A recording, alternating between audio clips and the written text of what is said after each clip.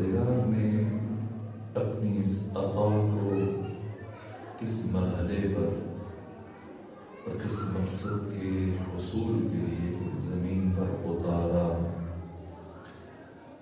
سیدہ کے تعارف میں قرآن میں سورہ مبارکہ قدر کا محور ذات فاطمہ ہے، سورہ مبارکہ شمس کا محور ذات سیدہ ہے، سورہ العادیات سیدہ سے متعلق ہے۔ امام اہل سنت صاحب تفسیر کشاف جناب زمخشری نے لکھا کہ سورہ مبارکہ دہر کا محور اور مرکز ذات فاطمہ زہرا سلام اللہ علیہا ہے۔ قرآن حکیم کی 20 آیات براہ راست سیدہ کی شخصیت سے متعلق ہے، لیکن میں نے اس کی سورہ مبارکہ کوثر کی تلاوت کا شرف حاصل کیا کہ سورہ مبارکہ کوثر قصیدہ ہے سیدہ زہرا کے اس روئے زمین پر نزول کا۔ قرآن حکیم کے 114 سورتوں میں سے سورہ کوثر اپنے اندر ایک خاص اعجازی شان رکھتا ہے۔ سورہ مبارکہ کوثر کے نزول سے پہلے خانہ کعبہ کی دیوار کے ساتھ 7 بڑے قصیدے، سبعات معلقہ، عرب کے بڑے بڑے شعراء کا یہ کلام سالہ سال سے درج تھا۔ جب محو ہو جاتا تھا، نقش دھندلے پڑ جاتے تھے، سیاہی مٹ جاتی تھی، دوبارہ سے اتار کر پھر سے وہی کلام نئے انداز میں لکھ کر خانہ کعبہ کی دیوار کے ساتھ آویزہ کر دیا جاتا تھا۔ آج بھی 1400 سال گزرنے کے باوجود عربی ادب کے طلباء کو مدرسوں میں، اوساط علمیہ میں، یونیورسٹیوں میں یہ 7 قصیدے پڑھائے جاتے ہیں۔ جامعۃ الازہر مصر میں، اسلام آباد اسلامک یونیورسٹی، دنیا کی بڑی درسگاہوں میں عربی ادب کے طلباء کو یہ سبعات معلقہ پڑھائے جاتے ہیں۔ یہ 7 قصیدے سالہ سال خانہ کعبہ کی دیوار کے ساتھ آویختہ رہے اور کافی عرصے کے بعد مسلسل جب محو ہو جاتے تھے پھر لکھ کے لگا دیے جاتے تھے، اور کوئی دوسرا قصیدہ ان کے برابر میں تحریر نہیں کیا گیا، خانہ کعبہ کی دیوار کے ساتھ آویزہ نہ کیا گیا، کیونکہ کوئی بھی کلام ان عرب شعراء کے نزدیک ان 7 قصیدوں کے ہم پلہ نہیں تھا۔ سالہ سال یہ قصیدے خانہ کعبہ کی دیوار کے ساتھ آویزہ رہے، نہ اضافہ ہوا نہ ان کے کلام کو کبھی اتارا گیا۔ لیکن جیسے ہی سورہ مبارکہ کوثر کا نزول ہوا، ختمی مرتبہ نے اس سورہ کو املا کروایا اور خانہ کعبہ کی دیوار کے ساتھ آویزہ کر دیا۔ ان 7 قصیدوں کے شعراء نے جیسی سورہ مبارکہ کوثر کا مطالعہ کیا، یہ 3 آیتیں پڑھی، اس وقت گھروں کو واپس چلے گئے، لیکن جیسی رات پڑی، تاریکی چھائی، باری باری یہ شعراء آئے اور اپنے اپنے قصیدے اتار کر گھروں کو چلے گئے، اور اس کے بعد پھر کبھی خانہ کعبہ کی دیوار کے ساتھ کوئی قصیدہ آویزہ نہ کیا گیا۔ کون ہے فاطمہ کہ جن کی شان میں اترنے والا سورہ، جن کے تعارف میں آپ کے نزول کا قصیدہ جب کعبہ کی دیوار کے ساتھ آویزہ کیا گیا تو عرب کے بڑے شعراء شب کی تاریکی میں اپنا اپنا کلام اتار کر لے گئے۔ یعنی جس ذات کے تعارف اور قصیدے کا مقابلہ جن و انس و بشر مل کے نہ کر سکیں، اس ذات کا مقابلہ کیسے ممکن ہے؟ یہ فاطمہ زہرا سلام اللہ علیہ کب اتارا پروردگار نے اس بیوی کو؟ اور کیا ہے فلسفہ نزول فاطمہ؟ 4 بیٹے ختمی مرتبہ کے، طیب، طاہر، ابراہیم، قاسم، 11 ازواج ختمی مرتبہ کی اور 2 آپ کی کنیزیں۔ 2 کنیزوں میں سے ایک کنیز جناب ماریہ قبطیہ کے بطن سے ابراہیم کی ولادت ہوئی۔ باقی 3 بیٹے طیب، طاہر، قاسم جناب خدیجہ کے بطن سے پیدا ہوئے۔ لیکن یہ مشیت پروردگار تھی کہ پہلے ایک بیٹے کی ولادت ہوئی اور کچھ دن کے بعد اس بیٹے کا انتقال ہو گیا۔ پھر کچھ عرصے کے بعد اللہ نے اپنے محبوب ختمی مرتبہ کو دوسرا بیٹا دیا اور کچھ ہی عرصے کے بعد اس دوسرے بیٹے کی بھی وفات ہو گئی، یہاں تک کہ کچھ فاصلہ گزرنے کے بعد پھر پروردگار نے تیسری مرتبہ اپنے محبوب کو ایک فرزند عطا کیا، لیکن کچھ ہی مہینوں کے بعد تیسرے بیٹے کی وفات ہو گئی۔ اب جب تھوڑے تھوڑے وقفے سے ختمی مرتبہ کے یہاں 3 بیٹے پیدا ہوئے اور تیسرے بیٹے کی بھی وفات ہوئی، تو ختمی مرتبہ اس سے پہلے ہر روز خواہ بارش ہو، سردی ہو، گرمی ہو، صبح سویرے مکہ اپنے گھر سے نکلتے تھے، مختلف آبادیوں کا انتخاب کرتے تھے، چلے جاتے تھے اور جا کر دین کی تبلیغ کرتے تھے۔ لیکن جب ختمی مرتبہ کے تیسرے فرزند کی وفات ہوئی، اس روز پہلی مرتبہ ختمی مرتبہ گھر سے باہر تشریف نہیں لائے، صبح سے گھر میں، یہاں تک کہ غروب کے قریب وقت آن پہنچا، حضرت گھر میں حالت سوگ میں، دکھی ہیں، رنجور ہیں، سوگوار ہیں، عزادار ہیں۔ اس غم اور سوگ کی کیفیت میں صبح سے لے کے شام ہو گئی، آقا باہر تشریف نہیں لائے۔ ہنگام غروب، مغرب سے کچھ پہلے جب حضرت تشریف لائے گھر سے باہر، تو آپ کا بدترین دشمن، امیر شام کا وزیر عمرو ابن عاص، اس کا باپ عاص بن وائل، یہ گلی کی نکڑ میں ختمی مرتبہ کا انتظار کر رہا تھا، موقع کی تلاش میں تھا۔ صبح سے خبر مل چکی تھی کہ آج پیغمبر گرامی اسلام کے تیسرے بیٹے کی وفات ہو چکی ہے۔ یہ موقع کی تلاش میں صبح سے کھڑا تھا کہ کب ختمی مرتبہ گھر سے باہر آئے، کب یہ پیغمبر کو دیکھے اور کب یہ ان کے قلب ناظرین پر چوٹ لگائے۔ صبح سے کھڑا تھا، ہنگام غروب جب آقا باہر تشریف لائے، جیسی اس مشرک کی نگاہ ختمی مرتبہ کے چہرے پہ پڑی، وہی کھڑے کھڑے اس نے ٹہکا لگایا، مسکراتا وہ آگے بڑھا، پیغمبر کے قریب آیا، کہا اے محمد حاکم بدہن، تو ہمارے خداؤں کی مخالفت کرتا تھا، تو ہمارے بتوں کی مخالفت کرتا تھا، دیکھ لیا تم نے ہمارے بتوں کی اور خداؤں کی مخالفت کا انجام، کہ تمہارے یہاں جو بھی بیٹا پیدا ہوتا ہے مر جاتا ہے، اور اگر مستقبل میں بھی کوئی بیٹا پیدا ہوا تو اسی طرح سے مر جائے گا، اور جب تم دنیا سے جاؤ گے بے نسل، بے نام و نشان جاؤ گے، ابتر جاؤ گے، بے اولاد جاؤ گے۔ ختمی مرتبہ جنہوں نے آج تک دشمن کے بڑے سے بڑے وار کو ہمیشہ مسکرا کر برداشت کیا، اور کبھی بھی جبین رسالت ماں پر شکن نہ آئی، ساحر کہا گیا، جادوگر کہا گیا، دیوانہ کہا گیا، پتھر مارے گئے، حالت نماز میں آپ کے اوپر گوبر اور اوجریاں پھینکی گئیں، ہمیشہ برداشت کیا۔ لیکن آج پہلی مرتبہ جبکہ ختمی مرتبہ حالت سوگ میں ہے، دکھ اور سوگ اور غم کی کیفیت میں ہے، اس خاص کیفیت میں کائنات کے حساس ترین انسان کو اس منافق اور مشرک نے جب چوٹ لگائی، قلب ناظرین رسالت پہ ایسی چوٹ لگی کہ آنکھیں نم ہو گئیں، آنکھیں چھلک گئیں، آنسو جاری ہوئے، اور آقا نے اپنا چہرہ آسمان کی طرف اٹھایا اور اپنے دونوں ہاتھوں کو دعا کے لیے بلند کیا، گویا ختمی مرتبہ اللہ کی بارگاہ میں اپنے بدترین دشمن کا شکوہ کر رہے ہوں۔ ابھی پیغمبر اسی کیفیت میں تھے، آقا کے ہاتھ نیچے نہ آئے تھے کہ مختصر ترین فاصلے زمانی طے ہونے کے بعد جبرائیل امین کا نزول ہوا۔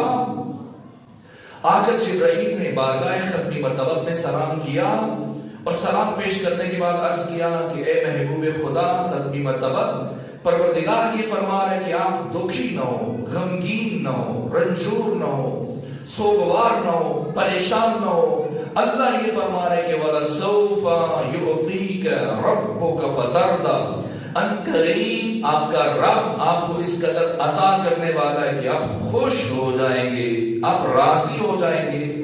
جیسے اس آیہ مجیدہ کا نزول ہوا، ختمی مرتبہ دائم حالت انتظار میں ہے کہ کب اس نعمت کا نزول ہوتا ہے، کب اس عطا کا نزول ہوتا ہے جس کا پروردگار نے مجھ سے وعدہ کیا۔ یہاں تک کہ دن گزرتے رہے، مسلسل وقت گزرتا چلا گیا، ختمی مرتبہ کے انتظار میں شدت ہوتی چلی گئی، اضافہ ہوتا چلا گیا، انتظار بڑھتا چلا گیا، اور ایک مرحلے میں جب انتظار میں شدت بڑھی، ختمی مرتبہ نے بارگاہ احدیت میں یہ سوال کیا، پروردگار جس عطا کا مجھ محمد مصطفیٰ سے وعدہ کیا گیا تھا، اس کا نزول کب ہوگا؟ تو خدا نے فرمایا اے میرے محبوب محمد مصطفیٰ، میری یہ عطا کبھی تجھ تک نہیں پہنچے گی، بلکہ اسے لینے کے لیے خود تجھے میرے پاس آنا پڑے گا۔ کون ہے فاطمہ؟ کیا ہے فلسفہ معراج؟ آخر کیوں اللہ نے اپنے محبوب محمد مصطفیٰ کو اس انتہائی بلندی پر بلایا کہ جس کے بعد پھر کوئی بلندی لائق تصور نہیں ہے، باتیں کرنے کے لیے، ملاقات کرنے کے لیے، گفتگو کرنے کے لیے؟ مگر ایسی کون سی بات ہے کہ جو اللہ زمین پر رہتے ہوئے اپنے محبوب سے نہیں کہہ سکتا؟ ایسی کون سی امانت ہے جو پروردگار زمین پر ہوتے ہوئے ختمی مرتبہ تک منتقل نہیں کر سکتا؟ کیا ہم شاعرانہ تفسیر کریں معراج کی؟ جیسے شاعر لوگ کہتے ہیں کہ ایک شب عرش میں محبوب کو بلوا ہی لیا، یہ ہمیں ہجر خدا سے بھی اٹھایا نہ گیا۔ نہ، اللہ کے ہاں احساسات نہیں ہیں، اللہ کے ہاں جذبات نہیں ہیں، اللہ کے ہاں عواطف نہیں ہیں، اللہ کے ہاں کیفیتیں نہیں ہیں، مزاج نہیں ہے۔ اللہ مزاج کا خالق ہے۔ پھر خدائے حکیم خالق عقل نے کیوں بلایا ختمی مرتبہ کو معراج پر؟ تو خود سیدہ زہرا نے اپنی تخلیق کے راہ سے پردہ اٹھایا اور کیا فرمایا؟ ان اللہ تعالی خلق نوری۔ اور کیسے گئے ختمی مرتبہ معراج پر؟ دیکھ لیجیے شیخ عباس قمی صاحب مفاتیح الجنان، جنہوں نے مفاتیح الجنان لکھی، ان کی دوسری بڑی کتاب ہے بیت الاحزان۔ اس کے آغاز میں کیا لکھا؟ کہا کہ اس سے پہلے کہ اللہ ختمی مرتبہ کو معراج پر بلائے، پہلے فرمایا اے محمد مصطفیٰ اپنا بستر اٹھائیے اور خدیجہ سے جدائی اختیار کیجیے اور آ کر ابو طالب عمران کے گھر بسیرا کیجیے۔ 40 دن جناب خدیجہ نے روزہ رکھا، 40 دن ختمی مرتبہ نے روزہ رکھا اور قیام جناب فاطمہ بنت اسد کے گھر میں رہا، اور 40 روز افطار کے لیے کہاں سے کھانا آتا تھا؟ اور جب 40 روز مکمل ہوئی یہیں سے معراج پر تشریف لے کے گئے۔ اور کیا ہے فلسفہ معراج؟ سیدہ نے بیان فرمایا ان اللہ تعالی خلق نوری، پروردگار نے میرے نور کو خلق فرمایا۔ وَكَانَ يُسَبِّحُ اللَّهُ تَعَالَى سُبْحَانَهُ، جس کے بعد میرا نور اللہ کی تسبیح میں، اللہ کی بندگی میں مشغول ہو گیا۔ جیسے خود ایک مرتبہ ختمی مرتبہ میں چند مخصوص صحابہ کرام کے درمیان یہ بیان فرمایا خلقت سیدہ کو، اور بیان کرتے ہو کیا کہا کہ میری بیٹی فاطمہ زہرا حورہ انسیہ ہے، انسانی شکل میں حور ہے۔ تو کسی صحابی نے استفسار کیا یا رسول اللہ کیا مطلب؟ آپ کی بیٹی فاطمہ انسانوں میں سے نہیں ہے؟ کا ظاہر انسانی ہے، فاطمہ کا باطن حور ہے۔ اور حور سے مراد یہ نہ لیجیے گا کہ جو مولا نے آپ کو مسلسل ایک تصور دیا ہے، ایک خاص جیسی لفظ حور ادا ہوتا ہے زبان سے تو ذہن میں تصویر سج جاتی ہے کہ جب جنت میں جائیں گے تو اس طرح کی ایک مخلوق ہے جو ندی کنارے کسی شہد دودھ کی نہر کے کنارے بیٹھ کے آپ کا انتظار کرے، وہ جب جائیں گے پھر آپ کے ساتھ گھومیں گے پھریں گے ٹہلیں گے۔ نہ، حور کے لیے تصور نہیں ہے۔ قرآن میں جو تعبیرات ہیں، قرآن کے خاص اسلوب ہے، مزاج ہے، جیسے سید الشہداء نے اپنے نورانی کلام میں ارشاد فرمایا قرآن میں تمثیلات زیادہ ہیں، تلمیحات ہیں، تشبیہات ہیں۔ حور کیا ہے؟ ایک تصور ملا نے دیا حور کا، ایک تصور مولا نے دیا ہے۔ حور سے مراد کیا ہے؟ حور یہی انسان کا عمل کہ جسے دنیا میں انسان اپنے ارادے اور اختیار سے چنتا ہے، اختیار کرتا ہے، جب قیامت کے دن اٹھے گا تو انسان کی اسی عمل کو تجسم دیا جائے گا، پیکر میں ڈھالا جائے گا۔ جتنا جس کا جیسا عمل ہوگا، جتنی اس میں گہرائی ہوگی، جتنی اس میں معرفت ہوگی، جتنا اس میں خلوص ہوگا، اس انسانی عمل کو مجسم کر کے انسان کا ہمیشہ کی ہم نشین قرار دے دیا جائے گا۔ کیا خدا عادل نہیں ہے؟ آپ جائیں گے جنت میں، آپ کے لیے حوریں ہیں، تو کیا خواتین انسان نہیں ہیں؟ کیا خدا صرف مردوں کا ہے؟ آپ جائیں جنت میں، آپ کو حور حوالے کریں، خواتین کو کیا دیں؟ حور کے یہ تصور جو عام طور پہ پیش کیا جاتا ہے، اس پہ نظر ثانی کرنی چاہیے۔ فاطمہ زہرا حورہ انسیہ ہیں، کیا مطلب؟ جب مشیت الہیہ نے ارادہ کیا کہ وہ تمام تر فضیلتوں کو، تمام تر خوبیوں کو، تمام تر نیکیوں کو، تمام تر فضائل اور کمالات کو ایک پیکر میں جمع کرے اور ان تمام فضیلتوں اور کمالات کو تجسم دے، جسم دے، تو اللہ نے ساری فضیلتوں کو جمع کر کے پیکر فاطمہ کا انتخاب کیا ہے۔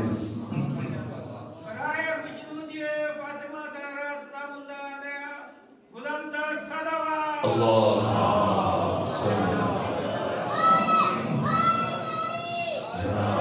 صحابی نے سوال کیا کہ اگر فاطمہ قرب خدا میں تھی، اللہ کی قرب میں، تو فاطمہ کا وجود اگر تب سے ہے تو حیات فاطمہ کس چیز سے وابستہ تھی؟ کیا خوراک استعمال کرتی تھی؟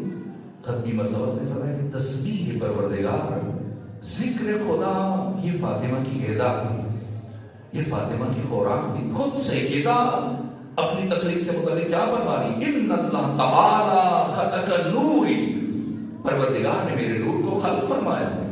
وَكَانَ يُسَبِّحُ اللَّهُ تَعَالَى سُبْحَانَهُ، جس کے بعد میرا نور اللہ کی تسبیح میں مشغول ہو گیا۔ پھر مشیت الہیہ نے ایک مرحلے میں میرے نور کو ثُمَّ اسْتَوْدَعَ نُورِي فِي شَجَرٍ مِّنْ أَشْجَارِ الْجَنَّةِ، پھر اللہ نے میرے نور کو اپنے قرب سے جنت کے درختوں میں سے ایک درخت میں منتقل کر دیا۔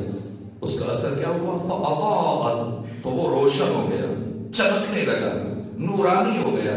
وَإِذَا دَخَلَ أَبِي مُحَمَّدْ لَيْلَةَ الْمِعْرَاجِ فِي الْجَنَّةِ، اور جب شب معراج میرے بابا محمد مصطفیٰ جنت میں داخل ہوئے، الہمہ اللہ الیہ الہاما، تو اللہ نے میرے بابا کے دل پر یہ الہام کیا، یا ایھا الرسول کل من تلک الشجرہ، اے رسول اس درخت سے کھا لیجیے۔ فاکل ابی، میرے بابا نے کھا لیا۔ تو اس طرح سے ثم استودع نوری الی صلب ابی محمد، یوں پروردگار نے میرے نور کو جنت کے اس درخت سے میرے بابا کے صلب میں منتقل کر دیا۔ اور امام صادق اس کی تفسیر میں فرماتے ہیں کہ جنت کے باقی درختوں کی خصوصیت، ایک پانچویں امام سے ایک نصرانی نے سوال کیا کہ اے امام باقر، آپ کے نانا محمد مصطفیٰ فرماتے ہیں کہ جنت کے جو درخت ہیں ان کی خصوصیت ہے کہ جتنا میوہ ان سے چنا جائے گا، اتارا جائے گا، دوبارہ جیسی آپ استعمال کریں گے اتنا ہی میوہ اسی مقدار میں، اسی انداز سے ان کے اوپر دوبارہ سے آ جائے گا۔ یہ کیسے ممکن ہے؟ کیا دنیا میں اس کی کوئی مثال دے سکتے ہیں؟ امام کے سامنے چراغ روشن تھا، امام نے فرمایا یہی مثال ہے، یہ چراغ اٹھاؤ، اس سے تم بیسیوں سینکڑوں چراغ روشن کرو، اسی سے جلاؤ گے اور اس میں بھی کچھ کمی نہیں آئے گی۔ یہ جنت کے درختوں کی خصوصیت ہے، لیکن یہ درخت طوبہ یہ واحد درخت ہے جنت کا جس کے اوپر فقط، جیسے امام صادق نے فرمایا، یہ ایک سیب بہشتی تھا، اور جب پیغمبر نے اسے اتارا اور کھایا، اس کے بعد دوبارہ یہ سیب اس کے اوپر نہیں آیا۔ آخر کیا وجہ ہے؟ آدم و حوا طویل عرصے سے جنت میں رہ رہے تھے، خدا نے فرمایا اس جنت کے اندر اے آدم حوا، جہاں تمہارا جی چاہتا ہے جاؤ، جو تمہارا جی چاہتا ہے کھاؤ، لیکن دونوں سنو، لا تقربا ہذہ الشجرہ، خبردار کبھی اس درخت کے قریب بھی نہ جانا۔ کیوں آدم کو روکا جا رہا ہے؟ کیوں خاتم کو بلایا جا رہا ہے؟ یہ مشیت پروردگار ہے۔ کیا راز ہے؟ اللہ نے نور مصطفیٰ کو اس کائنات میں کیسے ظاہر فرمایا؟ انبیاء کے پاکیزہ ترین اسلام سے گزارتے ہوئے آخری مرحلے میں جناب عبداللہ بن عبد المطلب کے سلب تک پہنچایا، وہاں سے یہ نور دنیا میں ظاہر ہوا۔ نور علی، نور مصطفی کے ساتھ ہم سفر رہا، آخری مرحلے میں حضرت ابو طالب عمران کے سلب تک پہنچا، وہاں سے یہ نور دنیا میں ظاہر ہوا۔ لیکن نور فاطمہ، کیا اللہ نے نور فاطمہ زہرا کو کسی نبی کے سلب سے گزارا؟ نہ، غیرت الہیہ نے یہ گوارا نہیں فرمایا کہ نور فاطمہ زہرا سلام اللہ علیہا کو کسی نبی کے سلب سے گزارے۔ اپنے قرب سے اس درخت میں منتقل کیا اور وہاں جبرائیل کو نہیں بلایا، ورنہ جنت کے کھانے کون لے کے آتا ہے؟ جبرائیل. لباس کون لے کے آتا ہے؟ جبرائیل. جنگ احد میں علی کی تلوار ٹوٹ گئی، کون لے کے آیا ذوالفقار کو؟ جبرائیل. تو پروردگار جس سیب بہشتی میں نور فاطمہ زہرا کو منتقل کیا، یہ سیب بہشتی جبرائیل کے ذریعے سے بھیج دی کہ نہ برائی ختمی مرتبہ کو معراج پر، لیکن غیرت الہیہ نے یہ گوارا نہیں فرمایا کہ جس سیب بہشتی میں نور فاطمہ زہرا کو منتقل کیا اسے کسی معصوم فرشتے کا ہاتھ رکھ جائے. یہ عزت فاطمہ ہے، یہ مقام فاطمہ ہے. ذات فاطمہ زہرا سر اندر سر، راز اندر راز، حجاب اندر حجاب، سر اس میں پروردگار ہے. نہ فقط ذات فاطمہ بلکہ پروردگار جس جس شے کو جناب سیدہ کے ساتھ منسوب کرتا چلا گیا، کیا عزت ہے، کیا احترام ہے. میں اس مرحلے پہ ایک مثال عرض کیا کرتا ہوں. یہاں بڑی تعداد میں آج ماشاءاللہ تشریف فرمائے، لیکن کبھی اکیلے بھی ہوتے ہوں گے یا ہمیشہ ایک ساتھ رہتے ہیں، کبھی تنہا بھی ہوتے ہوں گے.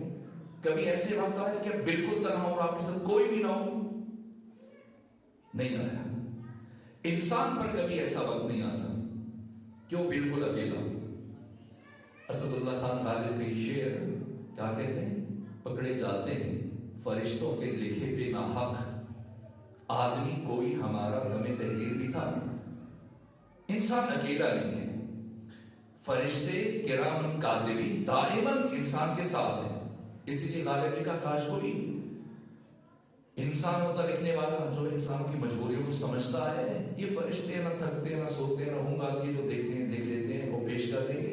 انسان زندگی بھر اکیلا نہیں ہے، لیکن نہ وہاں بھی انسان اکیلا نہیں ہے. چین سے سو رہا تھا میں، کس نے مجھے اٹھا دیا، یہاں بھی ستانے آ گئے، کس نے پتا بتا دیا.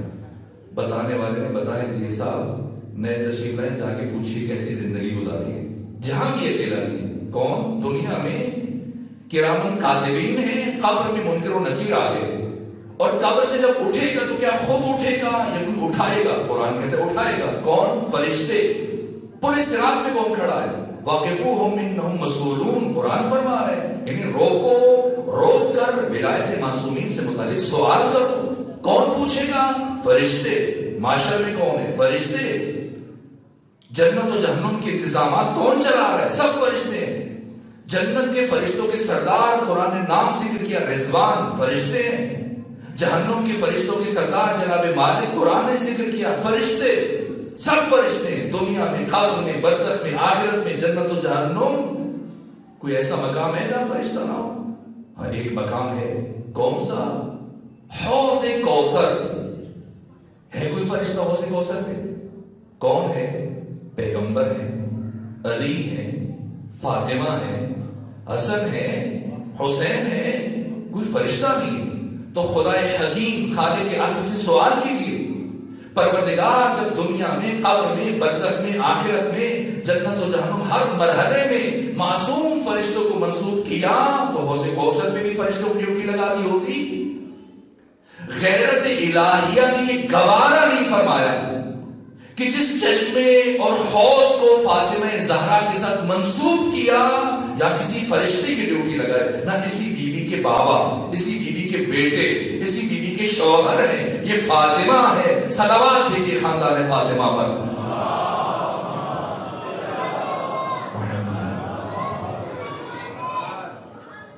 جو پروردگار بیوی کی شان میں جو کہہ رہا ہے، صاحب تفسیر کشاف جناب زماشری نے سورہ انسان، سورہ دہر کی تفسیر کے ذکر میں کیا لکھا کہ اللہ نے بسم اللہ سے لے کے والناس تک جتنی بھی جنت کی نعمتیں ایک ایک، دو دو، چار چار کر کے الگ طور پر منتشر طور پر بیان کی تھی، ساری نعمتوں کو لا کر سورہ مبارکہ دہر میں اکٹھے کر دیا، یکجا کر دیا. لیکن ایک نعمت چھوڑ دی. کون سی نعمت؟ حور جنت. کیوں چھوڑ دی؟ امام اہل سنت جناب زماشری صاحب تفسیر الکشاف کیا لکھا کہ اس لیے کہ اللہ نے اس سورہ کو سیدہ زہرا کی شان میں قصیدہ بنا کر اتارا تو بی بی کی موجودگی میں کسی اور حور کا ذکر کرنا اللہ نے بے ادبی سمجھا. یہ ادب فاطمہ ہے جو خدا خود تعلیم دے رہا. اور کس شان کے ساتھ؟ ادھر فاطمہ کو بھیجا، ادھر سورہ اتارا، اِنَّا أَعْطَيْنَاكَ الْكَوْثَرَ، اے حبیب ہم نے آپ کو کوثر عطا کیا۔ سب سے چھوٹا سورہ ہے قرآن کا، لیکن کیا انفرادیتیں رکھتا ہے؟ قرآن کے الفاظ اور قرآن کے کلمات بار بار تکرار ہوئے، ایک لفظ 20 مرتبہ آیا،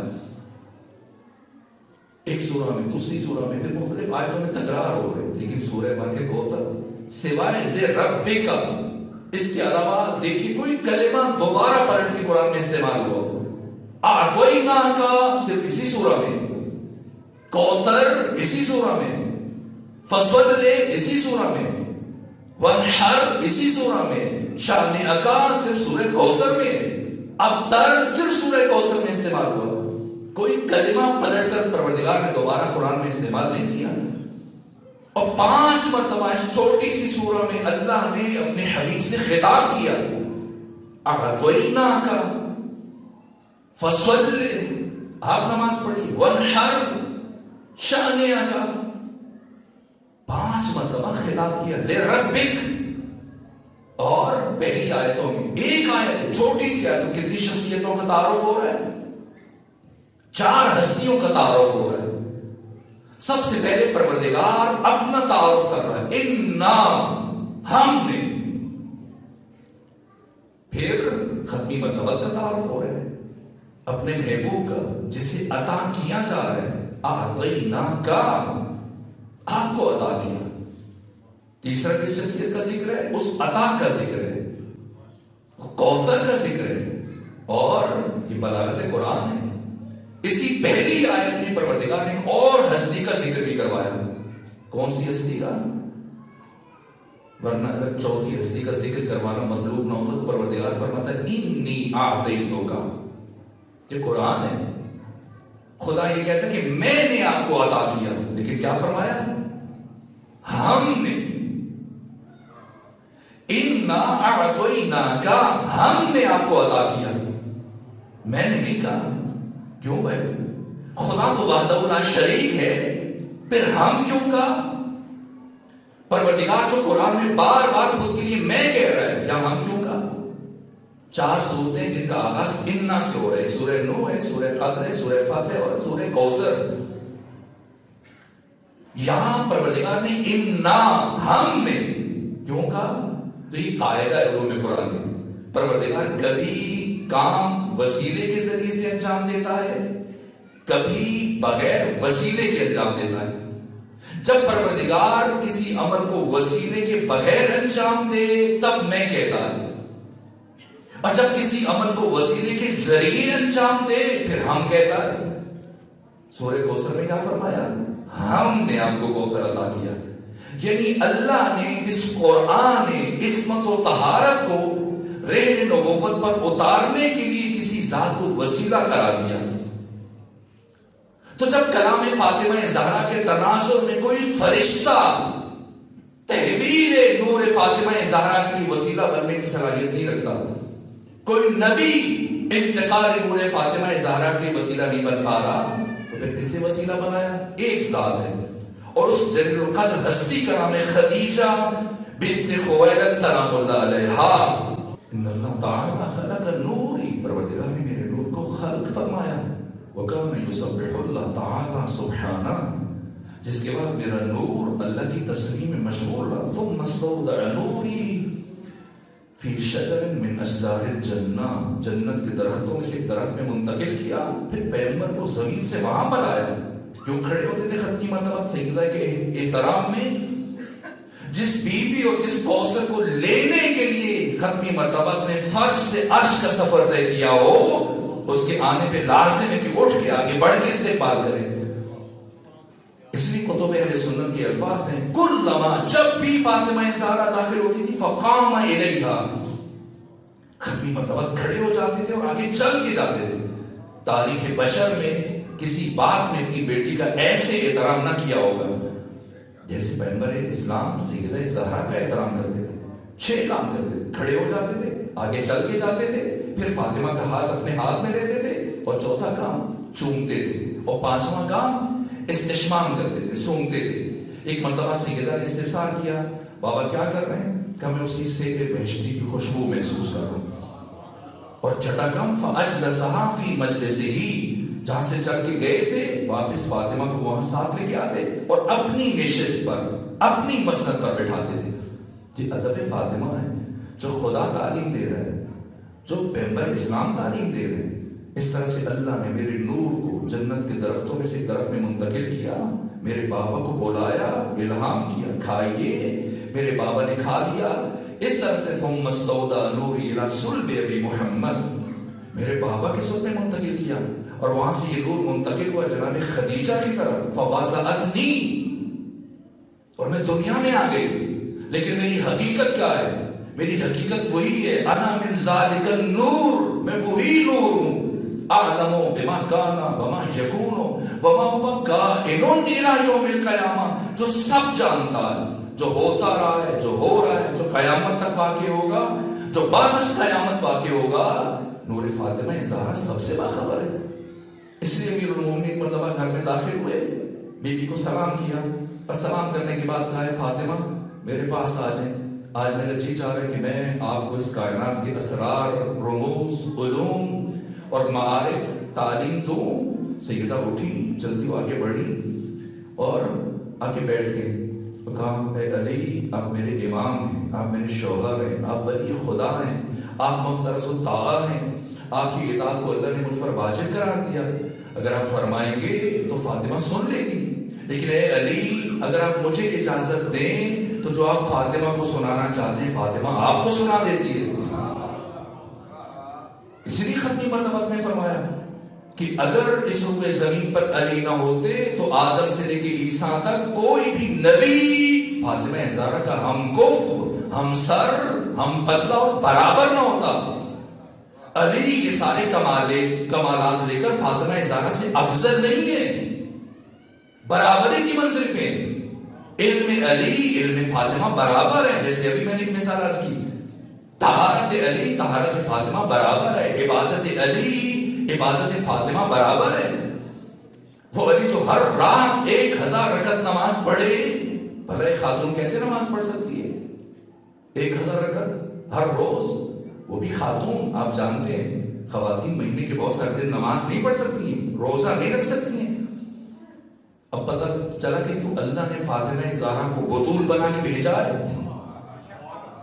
اور کیا صرف ہم کہتے ہیں؟ نہ، کسی نے ام المومنین عائشہ سے پوچھا کہ اے عائشہ صفینی بنت محمد، اے عائشہ ہمیں بنت مصطفیٰ سے متعلق کچھ بتائیے، ان کی توصیف کیجئے.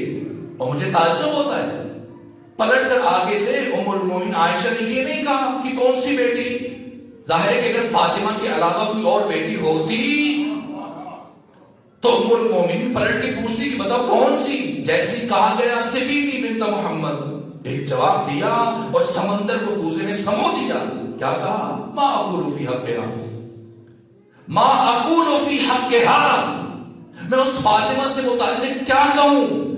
صلت الظہر، جس نے ظہر کی نماز پڑھی، ثم ولدت الحسن، پھر حسن مجتبی کی ولادت ہوئی، ثم صلت العصر، اور کچھ دیر کے بعد یہی بی بی کھڑے ہو کر عصر کی نماز پڑھ رہی تھی. یہ طہارت فاطمہ ہے. علم علی علم فاطمہ برابر ہے، طہارت علی طہارت فاطمہ برابر ہے، عصمت علی عصمت فاطمہ برابر ہے، عبادت علی عبادت فاطمہ برابر ہے، جہاد علی جہاد فاطمہ برابر ہے.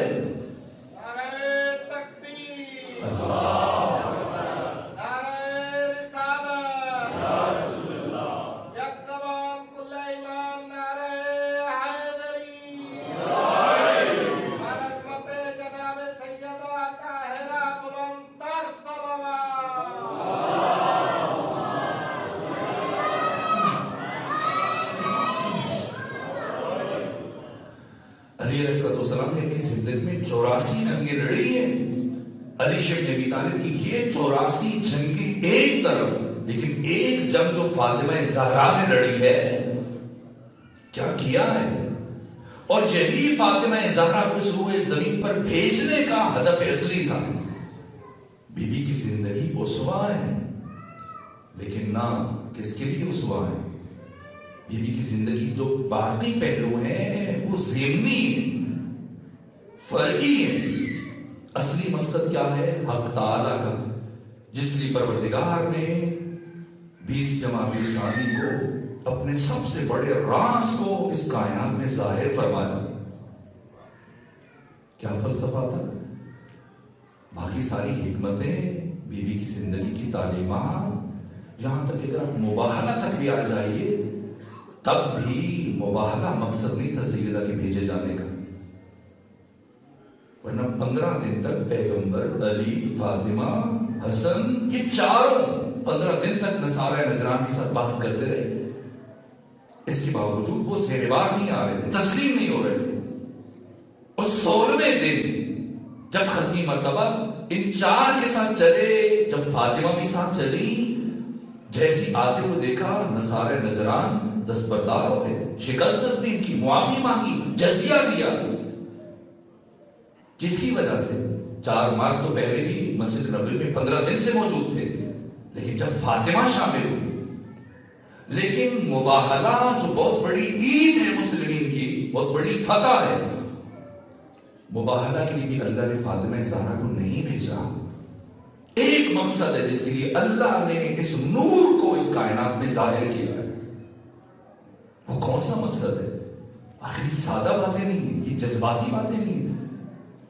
یعنی جب اللہ خود قرآن کو بھیج رہا ہے سورہ مبارکہ ہجر، تو کیا کہہ رہا ہے؟ اور جب فاطمہ کو بھیج رہا ہے تو کیا کہہ رہا ہے؟ اس فرق کی وجہ کیا ہے؟ میں نے پہلے عرض کیا، اللہ کے ہاں احساسات نہیں ہیں، اللہ کے ہاں جذبات نہیں ہیں. بس آخری باتیں عرض کر رہا ہوں. اللہ نے جب قرآن دیا پیغمبر کو، کیا الفاظ ہیں؟ سورہ ہجر جا کے مطالعہ کیجیے. وَلَقَدْ أَعْطَيْنَاكَ سَبْعًا مِنَ الْمَثَانِي وَالْقُرْآنَ الْعَظِيمِ. اے میرے مصطفیٰ، ہم نے آپ کو 7 مثانی، یہ 7 آیتیں جو بار بار پڑھی جاتی ہیں سورہ فاتحہ، اور قرآن دیا. عطا نہیں کا، ایتا کا ہے. جب فاطمہ کی باری آئی عطا کا ہے. بہت فرق ہے ان دو تعبیروں میں، ایتا اور عطا. ایتا عوض، صلہ، بدلہ، جزا. عطا کسی کو اس کے حق سے زیادہ دینا. پروردگار قرآن دے کر، نبوت دے کر، جنت دے کر، شفاعت دے کر اپنے محبوب کو عطا نہیں کہہ رہا ہے. لیکن جب فاطمہ زہرا کو بھیجا کہ اِنَّا أَعْطَيْنَاكَ الْكَوْثَرَ، اے حبیب ہم نے آپ کو کوثر عطا کیا، تو کیا کرے؟ فَصَلِّ، خود سوچیے اور وزن کیجیے گا. دوسری آیت میں پروردگار فرماتے ہیں اِذَا جَاءَ نَصْرُ اللَّهِ، اے میرے محبوب محمد مصطفیٰ، جب آپ تک اللہ کی نصرت آ پہنچی، وَالْفَتْحُ، اور آپ کو فتح عظیم حاصل ہوئی، وَرَأَيْتَ النَّاسَ، اور آپ نے اپنی نگاہوں سے دیکھا، يَدْخُلُونَ فِي دِينِ اللَّهِ أَفْوَاجًا، کہ لوگ فوج در فوج، گروہ در گروہ، ہزاروں کی تعداد میں دین میں داخل ہو رہے ہیں. تو کیا کریں؟ وہ سب پہ بس تسبیح کرتے ہیں. سوچئے گا، وزن کیجئے گا اس بات کا کہ آپ کو یہ فتح عظیم حاصل ہوئی، اللہ کی نصرت آپ پہنچی، اور آپ نے اپنی آنکھوں سے دیکھا کہ لوگ ہزاروں کی تعداد میں فوج اندر فوج دین میں داخل ہو رہے، کلمہ پڑھ رہے، مسلمان ہو رہے. اتنی بڑی بات پہ کیا کرے؟ تسبیح کرے. تو یہ فاطمہ کون ہے کہ جب اللہ نے نور سیدہ کو بھیجا کہ تسبیح کافی نہیں ہے، فصل نماز پڑھیے. کون سی نماز؟ نماز تہجد. تو کیا پہلے نہیں پڑھتے؟ پیغمبر پڑھتے تھے، پھر کیوں کہا جا رہا ہے؟ پہلے پیغمبر اسی نماز کو مستحب کی نیت سے پڑھتے تھے. یہ فاطمہ ہے جن کے آنے پر نماز تہجد ختمی مرتبہ تو واجب ہو گئی. نماز بھی کافی نہیں ہے. وَالْحَرْ، قربانی دیجیے، بڑی قربانی دیجیے. وَالْحَرْ، نحر کیجیے. کون ہے فاطمہ؟ کہ قرآن بھی جس شخصیت کے ہم پلہ نہیں ہے، خود قرآنی آیات کی روشنی میں جن کے آنے اور قرآن کے آنے کی خبر کو قرآن الگ انداز سے بیان کر رہا ہے. ہزاروں لوگ دین میں داخل ہو جائے، یہ اللہ کے نزدیک اتنی بات ہے کہ تسبیح کرے. فاطمہ کے آنے پہ نمازیں پڑھیں. کیوں؟ اس لیے کہ لوگوں کا دین میں آ جانا کافی نہیں ہے، لوگوں کو اس دین پر باقی رکھنا یہ بڑی بات ہے. اور قیامت تک انسان دین پر باقی ہے تو صرف فاطمہ زہرا سلام اللہ علیہ کی وجہ سے. قرآن کے لیے وَلَقَدْ آتَيْنَاكَ ہے، سیدہ کے لیے اِنَّا أَعْطَيْنَاكَ ہے. کیوں؟ اس لیے کہ فاطمہ نے آ کے قرآن کو بچایا ہے. باقی ساری باتیں ذہنی ہیں، ضمنی ہیں، فرعی ہیں، جو مانگیں گے اللہ فاطمہ کے ذریعے سے آپ کو عطا کرے گا. فاطمہ کی ذات دنیا میں بھی باعث سعادت و نجات ہے، آخرت میں بھی. لیکن وہ راز کیا ہے؟ بس آخری جملہ عرض کرو، جس کی پروردگار نے بھیجا، اگر اس مقصد کا حصول مقصود نہ ہوتا تو اللہ کبھی اپنے سب سے بڑے راز فاطمہ زہرا کو اس کائنات میں آشکار نہ کرتا. وہ صرف اس میں الہی کیا ہے، وہ سب سے بڑا مقصد جس کا حصول منحصر تھا فاطمہ میں، جس کے لیے حدیث قدسی ہے، یا احمد لولاک لما خلقت الافلاک. اے محمد، اگر آپ کی تخلیق مقصود نہ ہوتی میں کائنات کو نہ بناتا. ولولا علی لما خلقتک، اور اگر علی کی تخلیق مقصود نہ ہوتی میں آپ کو اس جہان میں نہ بھیجتا. اور اے محمد اور اے علی، لولا فاطمہ لما خلقتہما، اگر فاطمہ نہ ہوتی، فاطمہ کو اس دنیا میں بھیجنا میرا مقصد نہ ہوتا، میں تم دونوں کو نہ بھیجتا. کیوں؟ لوگ پریشان ہو جاتے ہیں اور پھر سند پہ باز کرتے ہیں شاید من گھڑت ہے. نہ، بڑی بڑی شخصیتوں نے اس حدیث کو بیان کیا ہے. ہم سمجھتے ہیں شاید اس کا مطلب حدیث کا یہ ہے کہ علی پیغمبر سے افضل ہو گئے، فاطمہ آ کر دونوں سے افضل. بات افضلیت کی نہیں ہے، یہ ہمارا کلچر ہے، ہماری ثقافت ہے. جیسی ایسی بات ہو جائے ہمارے یہاں دیکھیں، مثلا میں دیکھتا ہوں رکشوں کے پیچھے بھی دیکھتے تھے F-16، کچھ اس سے بھی آگے بڑھتے ہیں چاند گاڑی لے دیتے ہیں. یہ کلچر ہے. افضلیت کی بات نہیں ہو رہی ہے، مقصدیت کی بات ہو رہی ہے. اللہ پیغمبر اکرام اسلام کو بھیج دے لیکن علی کو نہ بھیجے، پیغمبر کی محنت ضائع ہو جائے. اور اللہ کبھی لا حاصل کام انجام نہیں دیتا ہے، بے مقصد اور بے نتیجہ کام انجام نہیں دیتا. پیغمبر کو بھی بھیجے، علی کو بھی بھیجے، فاطمہ کو نہ بھیجے. سارے نبیوں کی بعثت کا مقصد نابود ہو جائے اگر اللہ فاطمہ کو نہ بھیجے. کون ہے فاطمہ؟ اسلام میں حقوق اور فرائض کا باہم چولی دامن کا ساتھ ہے. اللہ نے جو اس بیوی کے لیے اتنی عزت قرار دی، اتنا شرف، کس لیے؟ اس لیے کہ جو کام فاطمہ نے کیا ہے کوئی بھی نہیں کر سکتا تھا. کیا کیا ہے فاطمہ زہرا نے؟ کسی نے امام صادق نے عجیب حدیث ہے وہ اصول کافی میں بیان کیا، ابو جعفر یعقوب کلینی، بس اس پہ بات ختم کرو، کہ اللہ نے میری دادی فاطمہ زہرا کو 3 نور عطا کیے. ایک نور سفید، اصول کافی آ کے دیکھ لیجیے، اپنی معتبر کتاب قرآن کے بعد آپ کے فقہاء جس سے استفادہ کرتے ہیں، کہ اللہ نے میری دادی فاطمہ کو 3 نور عطا کیے. ایک نور سفید، ایک نور سرخ، ایک نور زرد. نور سفید جو وقت طلوع ظاہر ہوتا ہے، نور سرخ جو وقت غروب ظاہر ہوتا ہے، اور نور زرد جو وقت ضحا ظاہر ہوتا ہے. نور سفید نور نبوت و رسالت ہے، اور نور سرخ نور امامت و ولایت ہے، اور نور زرد نور عصمت و طہارت ہے. اور یہ نور خاص ہے میری دادی فاطمہ زہرا کے ساتھ. اور اللہ نے میری دادی فاطمہ زہرا کو نور نبوت اور نور امامت کے درمیان اس لیے رکھا کہ اگر اس نور کو درمیان سے ہٹا دیا جائے تو نہ نور نبوت بچتا ہے نہ نور امامت بچتا ہے. جو فاطمہ زہرا ہیں جنہوں نے اس دنیا میں آ کر 1,24,000 انبیاء کی ساری محنتوں کو بچا دیا. صرف پیغمبر کی ماں نہیں ہے، صرف ائمہ کی ماں نہیں ہے، تنہا نہ مام احمدی، مام تمام انبیاء، از کوثر احسان تو لبریز جام انبیاء. تمام انبیاء کے سر خم میں ہیں، سب ممنون ہیں جو فاطمہ زہرا نے کیا ہے. कुछ भी ना होता, इसमत व तावर ही नबूद अगर नबूद फातिमा, कुछ भी ना होता, जन्नत व कौसर ही नबूद अगर नबूद फातिमा, हीच पैगंबरी नबूद, कोई नबी ना आता, अहमद व हैदरी नबूद अगर नबूद फातिमा। न अल्लाह पैगंबर को भेजता, न अली को,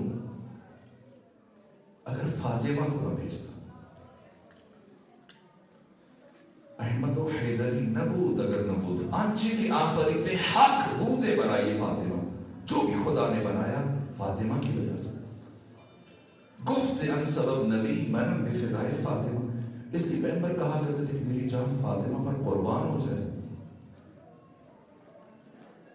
क्या किया बीवी ने? एक अलग मरहला है, बस क्यों भेजा? तमाम अंबिया की मेहनतों को बचाने के लिए, वरना बड़ों बड़ों की आवाज़ें उनके गलों में दबा दी गई और सो हजरत के सरदारों को कत्ल किया गया, नामो निशान मिट गए। तमाम अंबिया की मेहनतों का खुलासा गदीर है। गदीर दीन की बका और तहफ़्फ़ुज़ का ज़ामिन है, लेकिन खुद गदीर खतरे में था। किसने बचाया? सैयदा ने बचाया। आज अगर हम अपने सीनों में नूर विलायत महसूस कर रहे हैं, किसकी वजह से? सिर्फ सैयदा ज़हरा की वजह से। अल्लाह ने दुनिया को भी बीवी के साथ जोड़ा है, आखिरत को भी। वक्त दुआ है, मेरे ख्याल में इसके बाद महफिल ख़त्म हो रही है, इसलिए मैं जुमला अर्ज़ कर रहा हूँ और इसी पे बात ख़त्म करूँ दुआ के लिए। ये जो आपकी मस्जिद इमाम बारगाह में कुरान पढ़े हैं, वफ़ातुल जनान शेख अब्बास हुमी ने लिखी है। इनकी दूसरी बड़ी किताब मारूफ किताब बैतुल अहज़ान है। इसके शुरू में उन्होंने एक अजीब वाक़या बयान किया और अपनी ज़िंदगी की आखिरी हिस्से में, आखिरी उम्र में ये किताब लिखी। वजह तारीफ क्या है, क्यों लिखी किताब? कहा कि मैं एक सफ़र में था तो मैंने देखा कि देहात से गुजर हुआ मेरा, वहाँ मैंने एक लोहार को देखा, मुझे छुरी ज़रूरत थी, मैं ख़रीदने के लिए गया तो मुझे हैरत हुई कि जब वो औजार बना रहा था तो लोहे को आग में डालता भट्टी में और जो लोहा सुर्ख हो जाता, आग बन जाता, तो बजाय किसी गीले कपड़े से पकड़े, किसी औजार से लोहे से पकड़े, उस गर्म दहकती हुई भट्टी में हाथ डाल के लोहे को पकड़ता है और उसे हाथ में पकड़ के कूटना शुरू कर देता है। मुझे सख्त हैरत हुई, मैंने ताज्जुब से पूछा आखिर क्या वजह है, ये अजीब काम देख रहा हूँ। तो उसने मुझे टाला। मैंने कहा मैं उस वक्त तक यहाँ से नहीं जाऊँगा जब तक तू मुझे इसकी हकीकत नहीं बताएगा। कुछ वादा लेकर उस लोहार ने मुझे बताया, कहा ऐ शेख इस वादे पे बता कि मेरी ज़िंदगी में किसी और को ये चीज़ बयान नहीं करेगा। कहा बताओ क्या हुआ? कहा कुछ अर्सा पहले गर्मियों के दिन थे, मैं अपनी दुकान पे काम कर रहा था, एक खातून आई, उसने मुझसे मदद की ख्वाहिश की कि मेरे छोटे छोटे बच्चे हैं, मेरे शौहर का इंतकाल हो चुका है, काफ़ी दिन से फाके में, अब अगर कुछ खाने के लिए ना मिला तो वो मर जाएंगे, जहाँ भी जाते हैं कुछ नहीं मिलता, कोई कर्ज देने के लिए तैयार नहीं है, तो मेरी मदद करो, मुमकिन हुआ तो मैं लौटा होगी। लेकिन जब मैंने उस खातून को देखा तो मेरे दिल में गुनाह की ख्वाहिश पैदा हुई और मैंने मदद को गुनाह के साथ मशरूत कर दिया।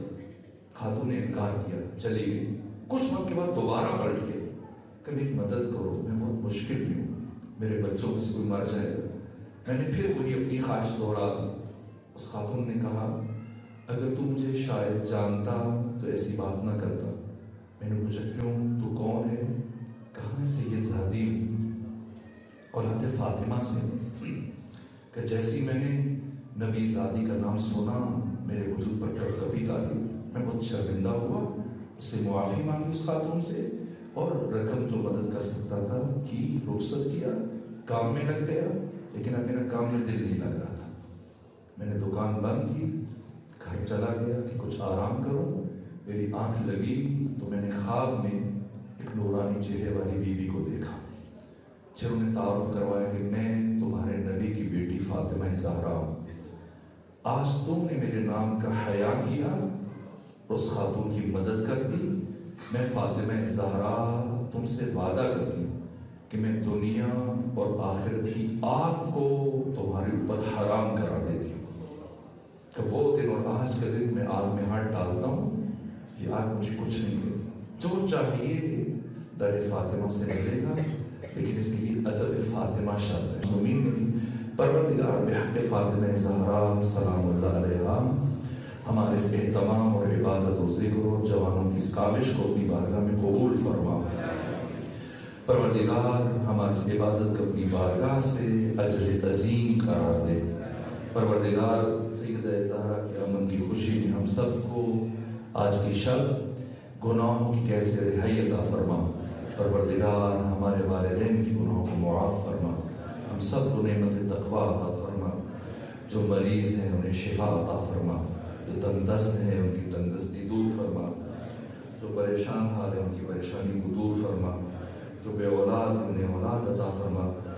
इल्तिमास है कि मलिक सज्जाद साहब बीमार परवरदिगार उन्हें और जुमला मोमिनीन और मोमिनात जो अलील हैं सबको सैयदा के सदक़े में शिफाए कामिल और आजिला नसीब फरमा। फ़र्ज़ंद फ़ातिमा ज़हरा इमाम ज़माना के ज़ुहूर में ताजील फरमा। हम सबको आका का सिपाही बनने की तौफ़ीक़ अता फरमा। हाज़िरीन के दिलों में जो दुआ है परवरदिगार आज की शब में जनाब सैयदा के सदक़े में हर मोमिन की हर हाजत को मुस्तजाब फरमा। हर दुआ को पूरा फरमा। बिहक़्क़ि मुहम्मद व आले मुहम्मद अल्लाहुम्मा सल्लि अला मुहम्मद।